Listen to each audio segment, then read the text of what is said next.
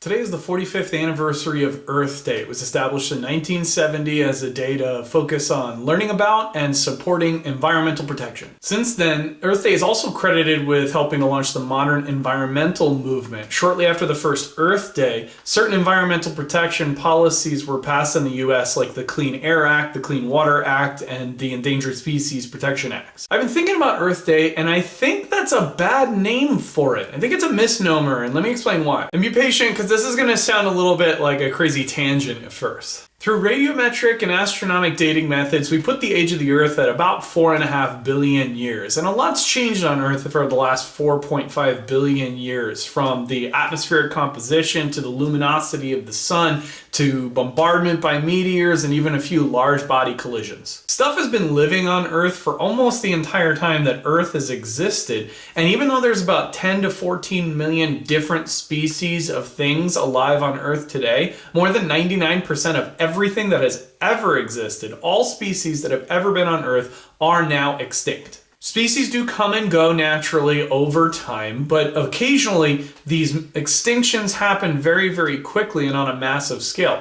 And anytime there's rapid extinctions over a massive scale worldwide, we call those mass extinction events. Mass extinction events can be difficult to identify because for a long, long time, and even today, most of the living things on the planet were microbial, so too small to see with the naked eye, and they don't leave a lot of clues or fossils. Since the clues left by larger multicellular organisms are easier to find, mass extinctions are easier to identify the nearer they are in the recent past. Like I said, speciation and extinction rates will fluctuate over time, but if we identify a mass extinction as a time period when over 50% of all the living species on the planet went extinct, we have evidence for about 5 mass extinction events in the last 500 million years. The Cretaceous-Paleogene extinction event happened about 60 million years ago. It killed off the last of the non-avian dinosaurs. There's a lot of evidence to indicate that it was caused by either a comet or a large asteroid collision with Earth that produced a dark winter-like climate year-round across the entire globe.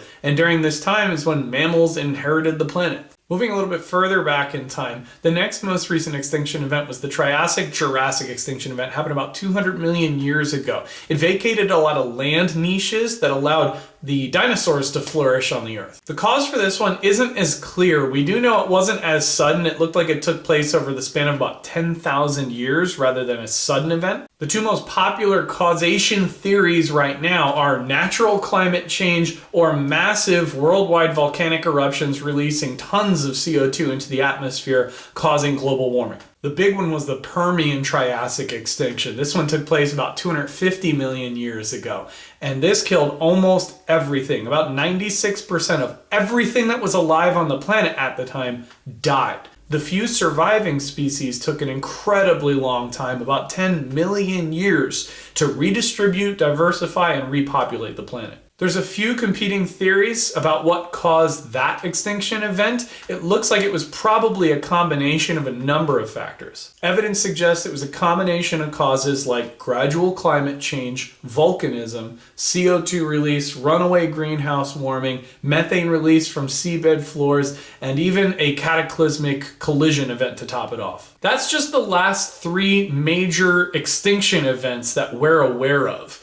Now, if you haven't picked up on a theme yet, I want to highlight a couple things. First, the diversity of life on Earth and the survival of living species is completely dependent on the climate and the environment. Think of it like the comfy temperature zone in your shower. If yours is anything like mine, it's touchy and it doesn't take much to shift it into too hot or too cold. Whenever the global climate shifts out of its comfy zone, species start dying out a lot faster than new ones evolve. And second, no matter how many species die out or how significantly the climate and environment change, the Earth just keeps on spinning. So at the end of the day, or epoch, the Earth isn't really in any danger at all. It's all the things that are along for the ride that are. So why do we call it Earth Day? The Earth is never at risk.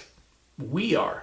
We are resilient creatures, but in many ways, we're still very fragile as well. We're living in a sensitive ecological niche. I don't doubt that we as a species could survive some pretty drastic changes to the environment and to the climate. We already live and thrive in a wide variety of climates and environments on the planet. But we're also accustomed to a planet of beauty, of biological diversity, and of abundance. When we alter the parameters of the niche, we risk disrupting the whole ecosystem, including our throne in it. By the way, most people aren't aware of this, but we're actually in the middle of a mass extinction right now. It's called the Holocene mass extinction. It's estimated we're losing about 140,000 species every year. The cause isn't a mystery either. Between humans hunting species to extinction, clear-cutting vegetation, burning, polluting, and accelerating climate change, it's basically a man-made worldwide mass extinction event.